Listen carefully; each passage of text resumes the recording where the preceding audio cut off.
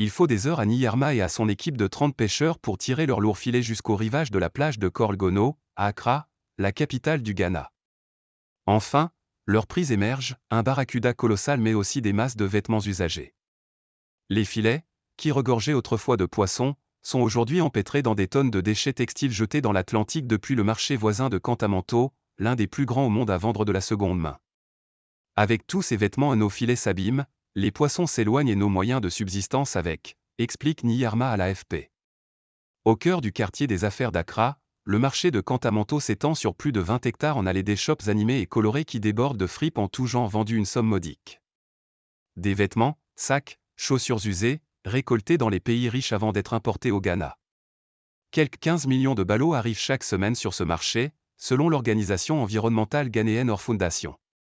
Mais environ 40%, trop abîmés pour être vendus, sont déversés dans des décharges à ciel ouvert et souvent rejetés dans l'océan, poursuit l'ONG. Crise environnementale.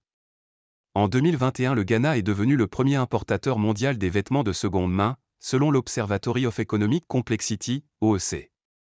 Chaque mois pour 214 millions de dollars USD sont expédiés dans ce pays ouest africain, principalement du Royaume-Uni, du Canada ou de Chine. Jusqu'à 30 000 emplois sont nés de cette activité, selon les estimations. Mais cela se fait au prix d'une crise environnementale et sociale de plus en plus alarmante, dénoncent les ONG.